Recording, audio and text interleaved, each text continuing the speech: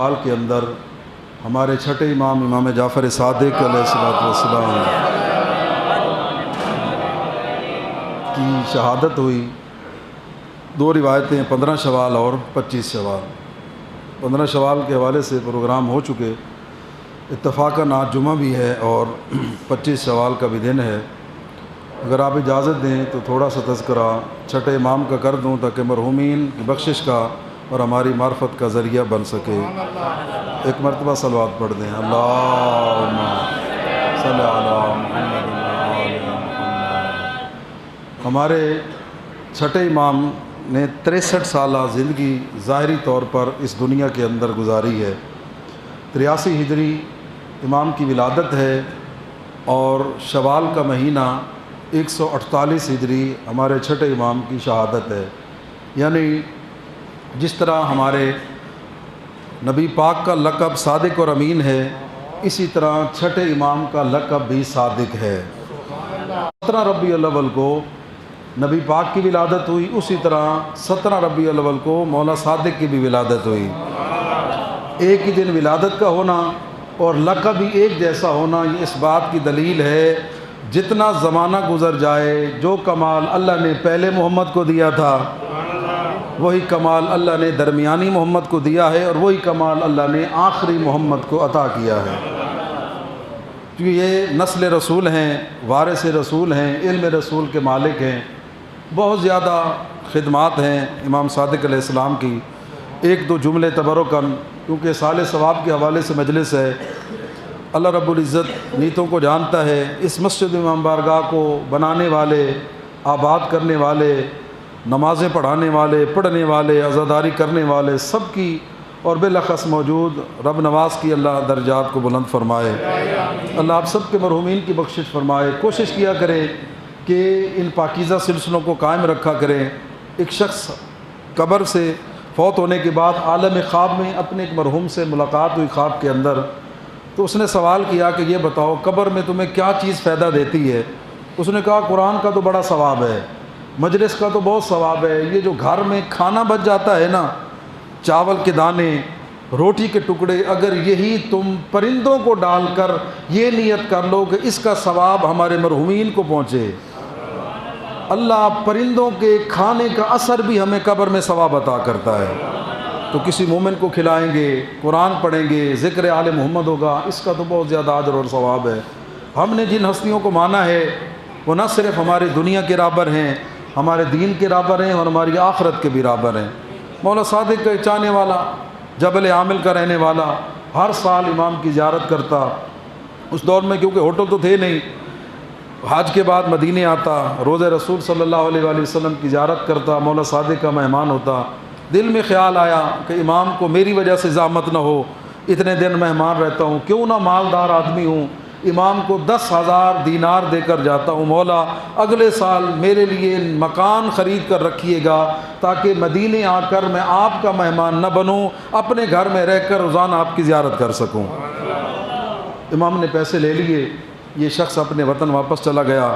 اگلے سال پھر حج کے لیے آیا اور پھر اس کے بعد امام کی زیارت کی۔ اس نے ایک سوال کیا، فرزند رسول گزشتہ سال میں نے ایک درخواست آپ کی خدمت میں پیش کی تھی، آپ نے میرے لیے مکان خریدا ہے یا نہیں خریدا؟ ایک مرتبہ صلوات پڑھ دیں۔ تھوڑی صلوات نے صحیح ہوئے تو تھک گئے ہوئے آواز۔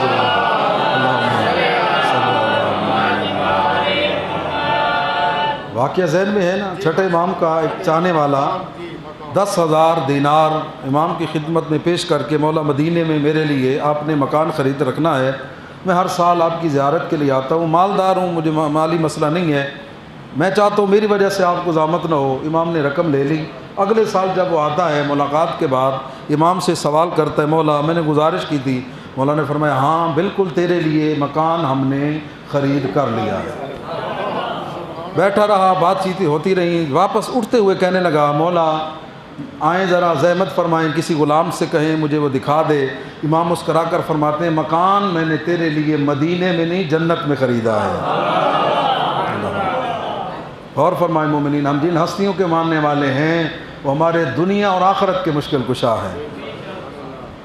اگر کوئی یہاں بات عرض کروں، آپ تو اچھے ہیں، میرے جیسا کوئی کمزور عقیدے والا ہوتا مولا آپ کو مان کر پیسے خرچ کرنے ہیں تو ماننے کا کیا فائدہ. کوئی عقیدے والا شیعہ تھا، مومن تھا، بے ساختہ شکر ادا کر کے کہتے ہیں مولا آپ کی بڑی مہربانی، آپ نے غلام کی دنیا کا بھی خیال رکھا ہے اور آخرت کا بھی خیال رکھا ہے. بندہ سیانہ تھا، کاروباری تھا، کہتے ہیں مولا کوئی بھی معاہدہ ہو نا، بے اشترا ہوتا ہے، مکان خریدا جائے، اس کی قیمت طے ہوتی ہے، اس کا حدود اربع طے ہوتا ہے. مولا اگر آپ زحمت نہ فرمائیں تو جو جنت میں مکان خریدا ہے وہ اس کی کوئی رسید مجھے مل سکتی ہے.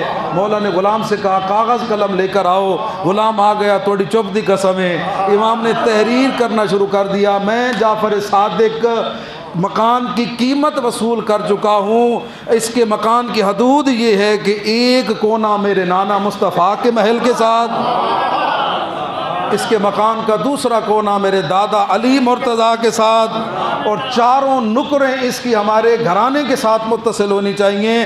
پیسہ میں نے وصول کر لیا ہے، جب یہ آئے اسے قبضہ مکان کا دے دیا جائے. اللہ اکبر. جو فرما رہے ہیں آپ حضرات، یہ وہ ہستیاں ہیں کہ جو دنیا میں بیٹھ کر جنت کو فروخت کرتے ہوئے نظر آتے ہیں. اس نے رسید سنبھال لی، اپنے گھر والوں سے وصیت کر لی، جب میں مر جاؤں یہ رسید تم نے میرے کفن کے اندر رکھنی ہے. میں فرشتوں سے کہوں گا زبانی نہیں، جنت کی رسید لکھوا کر لایا ہوں. اللہ اکبر. اچھا یہاں پر ایک مولا نے خوبصورت جملہ کہا، اگر آپ اجازت دیں تو میں آپ کو سنانا ضروری سمجھتا ہوں. امام نے پیسے لے لیے، کیا ضرورت تھی بتانے کی، لیکن امام نے بتایا کہ اگر تم بھی ایسی رسیدیں لکھوانا چاہتے ہو، ایسے کام تم کر لو، تمہارے وقت کا امام تمہیں بھی جنت کی رسیدیں دیتا ہوا نظر آئے گا. مولا فرماتے ہیں یہ جو پیسہ تو نے دیا تھا میں نے اپنی ذات کے لیے نہیں رکھا، میں نے اولاد حسین، اولاد فاطمہ اور ان کے محبان کے چاہنے والوں پر خرچ کی ہے. انہوں نے جو دعائیں کی ہیں اللہ نے بدلے میں تجھے جنت میں گھر عطا کر دیا ہے. تو مومنین آپ بھی چاہتے ہیں تو سادات کو اور محبان آل محمد کو راضی کریں، خوش کریں، ان کی خدمت کریں. اللہ آپ کو دنیا آخرت کا بہترین صلہ عطا کرے گا. یہ وہ ہستیاں ہیں. مر گیا، کل نفس ذائقۃ الموت، وصیت کے مطابق رسید رکھی گئی. آپ بھی جاتے ہیں اپنے مرحومین کی قبروں پر، جب تازی فوتگی ہوتی ہے نا بڑا جذبہ ہوتا ہے. پہلے دن اور جذبہ، دوسرے دن اور جذبہ، آہستہ آہستہ وقت گزرنے کے ساتھ ساتھ یہ جذبہ ختم ہو جاتا ہے. کوشش کریں یہ جذبہ ختم نہ ہو. آل محمد نے آخرت کے حوالے سے ہماری رہنمائی فرمائی ہے. جب کسی کی فوتگی ہوتی ہے نا تو وہاں ہر کوئی مشورہ دینے والا ہوتا ہے. کوشش کریں کہ اپنے امور کو اس طرح انجام دیں جس طرح محمد و آل محمد علیہ السلام چاہتے ہیں، اور اس کا بہترین طریقہ ہے اپنی زندگی میں وصیت لکھوا کر رکھ لیں. حیران ہوتا ہوں آل محمد نے قبر کیسے بنانی ہے اس کا بھی طریقہ ہمیں بتایا ہے. قبر کتنی ہونی چاہیے، کیسے ہونی چاہیے، کیا پڑھنا چاہیے، کفن کیسا ہونا چاہیے، کفن پر کیا لکھوانا چاہیے. اور معصوم فرماتے ہیں جس کے گھر اپنا کفن ہو، روزانہ کفن کو دیکھ کر کہ یا اللہ اسے نصیب بھی کرنا اور اسی پاکیزہ لباس کے ساتھ آل محمد کی زیارت کے قابل بھی بنانا. مولا فرماتے ہیں جتنے کفن کے اندر دھاگے ہوتے ہیں اتنی تعداد کے برابر اللہ مومن کو اجر عطا کرتا ہے.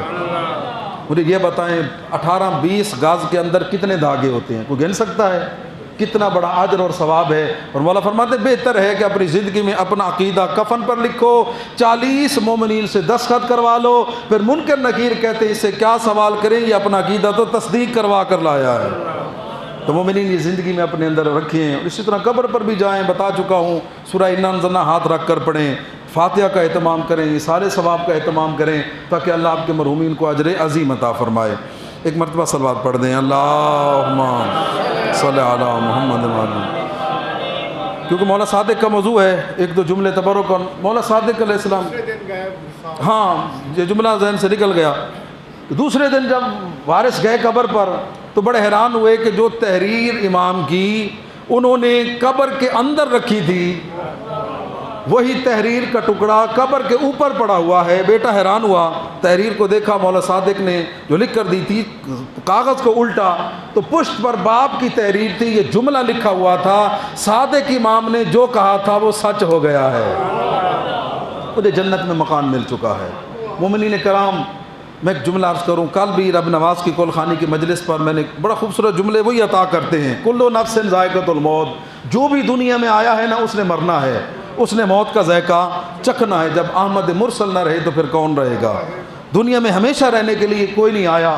اگر یہ دنیا ہمیشہ رہنے کے قابل ہوتی تو وہ ہستیاں رہتی جن کے صدقے میں اللہ نے دنیا کو خلق کیا ہے. جب وہ نہیں رہے تو ہم نے بھی نہیں رہنا. اللہ نے قرآن میں کھلا راستہ رکھ دیا ہے کہ موت میری مرضی کی ہے، طریقہ تیری مرضی کا ہے. یعنی موت تو آنی ہے نا، یہ میری مرضی ہے خدا کہہ رہا ہے، لیکن طریقہ تمہاری مرضی. کیسا طریقہ ہو؟ مولا صادق کی سیرت ہے نا. اسی سے ایک اور واقعہ سن لیں. سورہ نحل کی آیت نمبر 27، الذین تتوفاہم الملائکہ طیبین یقولون سلام علیکم ادخلوا الجنۃ بما کنتم تعملون. مولا فرماتے ہیں یہ قرآن کی آیت ہے. جب کوئی بندہ الذین تتوفاہم الملائکہ، اللہ قرآن میں کہتے کچھ مرنے والے ایسے بھی ہوتے ہیں جب ان کا وقت وفات آتا ہے فرشتے ان کے سرانے موجود ہوتے ہیں اور آ کر انہیں سلام کرتے ہیں. ادخلوا الجنۃ بما کنتم تعملون، اور انہیں مرنے والے کو جنت کی بشارت دیتے ہیں اور کہتے ہیں کہ تمہیں جنت کی مبارک ہو، تم جیسے زندگی اللہ چاہتا تھا ویسے گزاری ہے، آج کے بعد کوئی خوف اور خطرہ نہیں، جنت تمہاری منتظر ہے، جنت کی نعمتیں تمہارا انتظار کر رہی ہیں. وصیت بھی ضروری ہے، نصیحت بھی ضروری ہے، ایک دوسرے کو روکنا اور ٹوکنا بھی ضروری ہے. اس کے بغیر کامیاب معاشرہ نہیں ہو سکتا. اسی آیت کے ذیل میں علامہ شیخ محسن نجفی صاحب تفسیر صاحب کوثر نے لکھا کہ ابو بصیر چھٹے امام کا صحابی ہے، کوفہ کا رہنے والا، اور یہ بڑے بزرگ صحابہ کرام میں ہیں مولا کے. اس کا ہمسایہ شراب و کباب، غلط روش، غلط طریقہ کار، جب فرصت ملتی ہے اسے ٹوکتا اور وہ کہتا ابو بصیر جا کام کر، زندگی یہی ہے، مزے یہی ہیں. لیکن آہستہ آہستہ جب پیسہ ختم ہو گیا، وہ دنیا کی چکا چوند ختم ہو گئی، وہ دل کے اندر خیال پیدا ہوا آخر تو نے مرنا ہے. جو وارثان جنت ہیں، آل محمد ہیں، ان کو تو نے راضی نہیں کیا، ان کی مخالفت میں زندگی گزاری ہے، تیرا آخرت میں کیا بنے گا، کیا تیرا انجام ہوگا. اتفاق یہ ہوا ابو بصیر آیا اور کہا عبد خدا آخری دفعہ تجھے کہنے آیا ہوں اب بھی غلطیوں کو چھوڑ دے، گناہ کا رستہ چھوڑ دے. کہتا ابو بصیر میرا دل جی چاہ رہا تھا، اللہ نے تجھے میرے لیے کچھ ذریعہ بننا تھا، بنا کر بھیجے. یہ بتا کدھر جا رہا ہے؟ کہا مدینے جا رہا ہوں امام صادق کی زیارت کے لیے. کہا امام کو سلام کہنا ہو، میں اس قابل تو نہیں ہوں امام سے کہنا، آپ کا گناہ گار چاہنے والا کہہ رہا ہے مولا حل لی توبہ یبن رسول اللہ، کیا مجھ گناہ گار کی توبہ بھی قبول ہو سکتی ہے؟ ابو بصیر مدینے آیا، امام کی زیارت کی باتیں ہوتی نہیں، بھول گیا. جاتے وقت امام نے کہا ابو بصیر کسی نے تجھے پیغام دیا تھا. یہ آل محمد ہے، ان کی نظر شفقت، نظر عنایت کو پہچانیے مومنین کرام. ہاں مولا میرا ہمسایہ آپ کا چاہنے والا، ہر وقت گناہوں کی زندگی گزارنے والا، اس نے آتے ہوئے سوال کیا تھا کیا میری توبہ بھی قبول ہے؟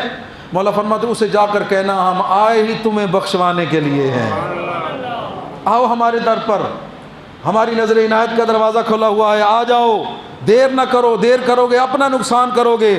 ہاں اتنا ضرور کہنا کہ تیرا صادق امام کہہ رہا ہے جو پچھلی غلطی ہیں ان کی تلافی کر، آج کے بعد گناہ چھوڑ دے، شراب پینا چھوڑ دے، بری عادتیں چھوڑ دے، جس کا حق لوٹا ہے صاحب حق کو لوٹا دے. میں صادق امام وعدہ کر رہا ہوں جہاں ہم جائیں گے تمہیں اپنے ساتھ لے کر جائیں گے. ابو بصیر آیا، امام کا پیغام پہنچایا. اس نے کہا ابو بصیر گواہ رہنا آج کے بعد شراب نوشی ترک، گناہ ترک، سارا کچھ ترک. ابو بصیر کہتے ہیں کچھ دن کے بعد اس کا بیٹا مجھے بلانے کے لیے آیا، میں گیا، میں نے دیکھا ٹھاٹھ باٹھ محل میں رہنے والا ایک جھوپڑا نما کمرے میں بیٹھا ہے، جسم پر مکمل لباس بھی نہیں ہے. میں نے پوچھا بھائی تیرے ساتھ کیا ہوا؟ کہا امام سے جو وعدہ کیا تھا مولا تو سچ کریں گے، میں بھی تو پورا کروں نا. جس چیز کا حق لوٹا تھا واپس کر دیا، محل ختم ہو گیا، جاگیریں چھینی ہوئی ختم ہو گئی، تان کے کپڑے ہیں یہ بھی مانگ کر. ابو بصیر کہتا ہے کہ اس کا انتقال ہوا، اس کا انتقال ہونے لگا تو وقت آخر میں نے دیکھا اس کے چہرے پر مسکراہٹ کے آثار آئے. میں نے اس کا کندھا ہلا کر پوچھا کیا ہوا؟ کہا ابو بصیر صادق امام نے بخشش کا وعدہ سچ کر دیا ہے، فرشتے میرے سامنے کھڑے ہیں اور مجھے جنت کی بشارت دے رہے ہیں. اور مومنین پھر اگلے سال جب ابو بصیر جاتا ہے مدینے تو امام نے اسے کہا ابو بصیر ایک وعدہ اس نے پورا کیا تھا، ایک وعدہ تیرے صادق امام نے بھی پورا کر دیا ہے، آج اس کا ٹھکانہ جنت ہے. کوشش کریں انسان گناہوں کو ترک کر دے، آل محمد کے در کا واقعہ غلام بن جائے، اس کی دنیا بھی کامیاب ہے، اس کی آخرت بھی کامیاب ہے.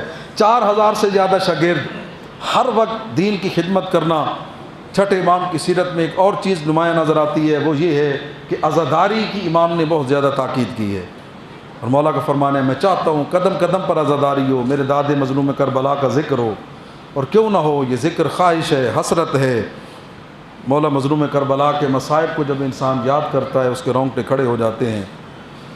25 سوال یا 15 سوال امام کو زہر دی گئی، منصور نے زہر دی عزادارو، امام آیا اپنے گھر والوں بچوں کو وصیت کی، مولا نے فرمایا میرا پیغام پہنچا دینا، اس سے ہماری شفاعت نصیب نہیں ہوگی جو نماز کو حقیر سمجھے گا۔ مومنین، امام کا پیغام آپ تک پہنچا رہا ہوں، اپنے ذہنوں میں جگہ دیجئے، اس سے ہماری شفاعت نصیب نہیں ہوگی جو نماز کو حقیر سمجھے گا، تارک نہیں کرے گا۔ تارک ہے نہ پڑھنے والا، حقیر ہے کبھی وقت پر پڑھی، کبھی دیر سے پڑھ لی، کبھی نہ پڑھی، یہ سے کہتے ہیں حقیر سمجھنا۔ نہ پڑھنے کا تو بہت سخت گناہ ہے۔ اور مولا صادق کی زبان پر آخری الفاظ 3 مرتبہ کہا، الصلاۃ الصلاۃ الصلاۃ، میں صادق امام تمہیں نماز کا حکم دیتا ہوں، نماز کا حکم دیتا ہوں۔ اور مولا کی روح جو ہے وہ پرواز کر گئی۔ مومنین، وصیت ہوتی کس لیے؟ اسی لیے کہ عمل کرے۔ ایک وصیت مولا صادق کی تھی، ایک وصیت غریب کربلا نے مولا سجاد کو کی تھی، بیٹا سجاد قید رہا ہو جائے نا، یہاں سے وطن واپس جانا، میرے شیعوں کو میرا سلام کہنا، تمہارا مولا حسین تمہیں سلام کر رہا تھا، اور کہنا شیعوں جب کبھی ٹھنڈا پانی پینا مجھ غریب کی پیاس کو یاد کر لینا۔ اور دوسرا، تمہارے ہاں کوئی فوتگی ہو، کوئی بے بسی بے کسی میں مارا جائے تو اس وقت مجھ حسین کی بے کسی کو یاد کر لینا۔ ایک جملہ اور آخری جملہ التماس سے دعا، یہ وہ ہستیاں ان سے محبت کریں جنہوں نے دنیا میں اپنے چاہنے والوں کو جنت دکھائی ہے۔ زہیر ابن کین مولا حسین کا کربلا کا ساتھی اور شہید کربلا ہے، دوسرے مسلک پر تھا، امام نے دعوت دی، امام نے جنت میں گھر دکھایا، امام کا ساتھی بن گیا، کربلا میں شامل ہو گیا۔ اس کی زوجہ کربلا سے کچھ فاصلے پر، یہ حج سے واپسی پر جا رہے تھے، رک گئے۔ اس نے اپنے غلام کو کہا جاؤ جا کر دیکھو کربلا کے کیا حالات ہیں۔ عصر کے وقت عاشور کے دن غلام روتا ہوا آیا کہ اے میری مالکہ، ہمارا مالک شہید ہو گیا ہے۔ اس نے کفن دے کر بھیجا کہ بہت قیمتی کفن ہے، میرے شوہر کو کفن دے دینا، میں تمہیں آزاد کر رہی ہوں۔ آخری آدھے منٹ کی زحمت اور التماس سے دعا، میں تو لفظ ہی پڑھ سکتا ہوں نا، عزادار ہے، قدر تو آپ نے کر لی ہے نا، رونا خلوص سے تو آپ کا کام ہے نا۔ عزاداروں، کفن دے کر غلام کو بھیجا، جانا اپنے مالک کو کفن دینا زہیر ابن کین کو، میں تجھے آزاد کر دی ہوئی۔ 10 محرم کا دن گزر گیا، 11 محرم دوپہر کے وقت غلام روتا ہوا واپس آیا، ہاتھوں پر کفن اسی طرح اٹھا کر لایا۔ یہ زہیر کی زوجہ رو کر کہتی تجھے شرم نہیں آتی؟ میں نے تجھے کہا تھا کفن دے کر آنا، تو نے کفن کیوں نہیں دیا؟ غلام رو کر کہتا ہے بی بی تو نے کفن ایک دیا ہے، جنازہ 72 پڑا ہوا ہے۔ اجرکم اللہ، تو نے کفن ایک دیا ہے، کربلا میں جنازہ 72 پڑا ہوا ہے۔ بی بی میں کیسے کفن دیتا اپنے مالک کو، جنت کا مالک حسین، بغیر غسل و کفن کے؟ اجرکم اللہ، اس کی لاش پڑی ہوئی، مجھے سمجھ نہیں آئی، مجھے شرم آئی کہ میں اپنے مالک کو کفن دے کر آ جاؤں، قیامت کے دن نبی پاک شکوہ کرے ارے تو زہیر کو کفن دے کر آیا، میرا نواسہ بغیر غسل و کفن کے۔ الا لعنت اللہ علی القوم الظالمین۔